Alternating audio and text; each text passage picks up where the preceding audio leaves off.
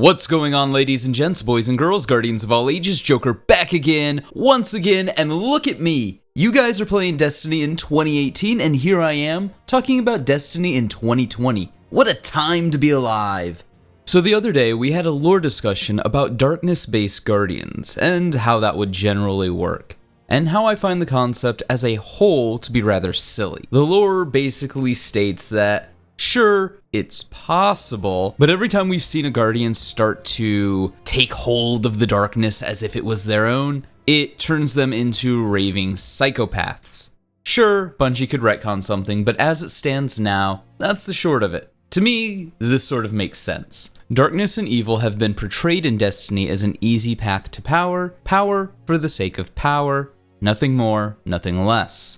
So in universe, it attracts those who are weak and cowardly, like Dredge and Yor, people with character flaws that would draw them to darkness. In fact, this is basically more or less what the Leviathan tells Oryx and his sisters when they're children being called to the darkness on Fundament. So for this to be actualized in-game, it would need some actual consequences. You would need consequences for going down the path of darkness. For example, you'd have to have a kind of a World of Warcraft Horde versus Alliance system, where you have your Light Guardians in the Alliance, and you have your Darkness Guardians in the Horde. Furthermore, since the Darkness uses the same fundamental forces of Arc, Solar, and Void, you would need to further justify why the Darkness versions of Hunters, Titans, and Warlocks, because the basic subclasses are not going anywhere, so then they would need to further justify why these Darkness-based subclasses aren't just further extrapolations of what already exists in the game. I'm not saying that this is impossible. By no stretch of the imagination am I even supposing that. What I am saying is it would take a feat of storytelling that Bungie has yet to, even with the steps taken in Forsaken, show that they are capable of doing. What I'm ultimately worried about is that Darkness-based Guardians will be nothing more than losing your light, or Cayde 6 has been murdered. These really cool sounding things that are nothing more than marketing tools that really have no effect on the greater story and the greater world of Destiny.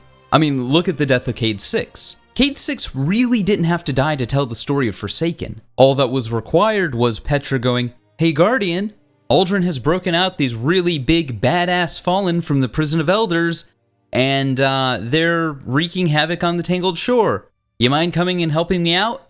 And we would have been like, "Yeah, more DLC and adventures and the Tangled Shore and the Dreaming City. Let's do it. Oh, you want us to help the Queen as well? Yeah, man, let's do it." Killing Cayde was superfluous to the story as a whole. And let's be honest, we can all very easily see Bungie hyping up playing as Guardians of the Darkness, and that having really no effect on the game whatsoever. It'd be no different than playing as a regular Guardian. Kind of the exact same way that losing our powers in Destiny 2 didn't really affect Destiny 2. I'm not saying, I'm just saying, would anybody even be remotely surprised? No. No, they wouldn't. Now, I'm retreading a lot of this because it brings us nicely to our second part of the leak. Destiny 3 will, according to leaker Anon the 9, a leaker with a track record that makes me suspect they work for Bungie, they work for Activision, they work for Vicarious Visions, or they work for High Moon Studio, or any of the number of pipelines in between all of that. Now, according to Anon the 9, not only will Destiny 3 have Darkness Guardians, which we've already talked about the logistics behind, but they will have PvPvE in patrol spaces, which brings the inevitable comparison to the Division Dark Zones, to which Anon the 9 had this to say: "I never said it would be like that joke that the Dark Zone is. Never. Think more like fighting for territory, where PvP is there for a reason and not for griefing the heck out of people." Yet, one can't help but make the comparison. It seems to be an area in patrol that, if I'm not mistaken, you fight players in a PvE setting. The reason for doing so isn't all that really relevant. In the Division, it's for loot. In Destiny, it's for alleged control of the area. But, I mean, that's gotta come with loot. So, yeah, basically the same thing. If nothing more, then it's got a couple of extra steps attached to it. But it's basically the same thing, and if there's no loot, then why would anyone play it? More so when we have dedicated PvE and PvP experiences with loot. So I think if we remove the bias of the leaker and sit somewhere in the middle, we can say that this is basically like the Division's Dark Zones in functionality, but with a twist. You're not going in these areas specifically to get loot or to grief other players for loot. You're going in there to control the area, and that's how you get loot. Which sort of reminds me of the gyms in Pokemon Go, where you can earn cash for the cash shop by controlling the gyms for X amount of time. SkillUp recently did a video on Fallout 76, to which he had this to say about the PvP-PvE aspects of the game. Now, PvP is in many respects the heart and soul of what this experience is. It's the core of what a lot of these open world sandbox survival games are about. And what I'm seeing already is that this game is compromised too much on that vision, and PvP is just really shit and boring as a result. I met one guy who was in a house, I shot him like 80 times, it didn't do anything until he eventually shot me back after he had all his turrets set up, and then eventually he managed to kill me, and then I could somehow go and get revenge on him then after that, and I got revenge by just killing him, like shooting him in the face twice while he had his menu open, and then we did this 3 or 4 times, he swore at me a few times, which was kind of funny, and that was it. Like, that was what PvP was.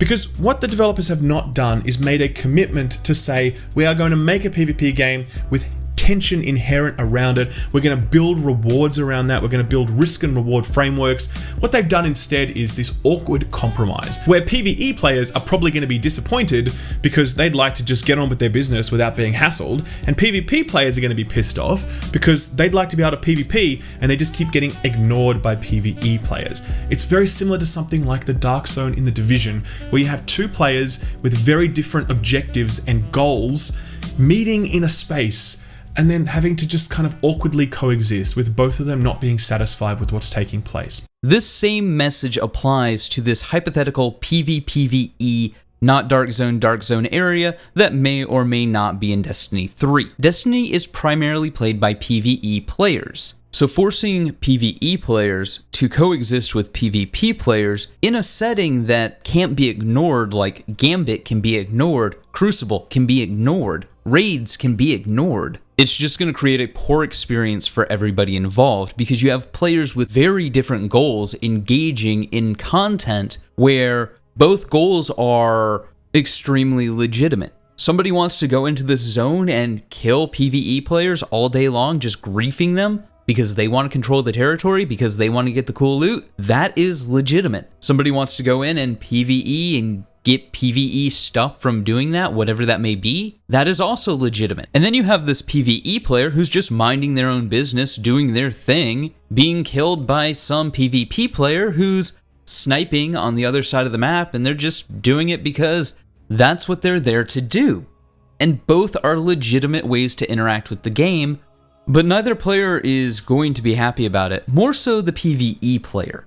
And to be clear, I would probably get a lot of enjoyment out of this mode. I love PvP, and what would be more fun than sitting on a hill somewhere with tracking rockets or a sniper, just cross-mapping poor unsuspected PvE players just going about their business? I mean, I would love it, that'd be fun, but I can't imagine that that would be a great game mode to bring into the game, a game that already has this huge divide amongst PvE and PvP players, mostly because PvE suffers greatly from nerfs called for by PvP. Sure, Bungie can add things to the game that protects or disincentivizes this sort of behavior, but at that point, why even have a PvPvE zone at all? It sort of eliminates the point of it if you can't go in and, for lack of a better word, grief other players. That's kind of the point of these modes. I know people don't like to hear that, but going in and being a PvP player, killing players in a PvP zone is the point of a PvP zone. I'm sorry, if you have PvP in any zone, I will want to go in and kill any players in that zone. But then you have PvE players that want to go in and do the encounters, want to do whatever's in there. And they can't because I'm being a douchebag going in and killing people because that's what you do in a PvP zone. So, as much as I might like something like this, as much as I would personally probably love this because I could just go in and grief players, if I'm going to be completely honest, I'd have to say I'll take a hard pass. I know people don't like to hear that, but that's kind of the point of these modes. If you have a PvP zone, I will want to go into that zone and kill all the players, or try to kill all the players in that zone. I would rather that the developers take time that they could be sinking into this hypothetical PvP/PvE zone and spend it elsewhere. More strikes on release, more dungeons on release, more PvP maps on release, more game types on release, more weapons and armor and exotics on release, a longer story mode, more diverse subclasses, more diverse ways to interact with the game and the world, beards and character customization, and just better character customization in general, a crafting system, a spectator mode for PvP. In fact, I think if we're being 100% honest with ourselves, there are dozens, if not hundreds of things we can think of that Destiny needs well before it needs a Dark Zone-esque PvE/PvP mode. More so when we already have something like Gambit. And ultimately, that's the crux behind my problem with Darkness Guardians and this PvPvE mode. The Darkness Guardians will take a lot of resources to justify and explain, and I don't think Bungie's going to be able to do it. And the other does take away from development time that could be spent better elsewhere, expanding what we already kind of have in the game. Not that I don't want new experiences, but this is one of those experiences where I don't think anyone is going to be happy. And we've seen it in other games, and we know that people aren't happy with it. So why waste the time? But hey, those are just my thoughts. Let me know yours in the comments below, and like always, stay frosty.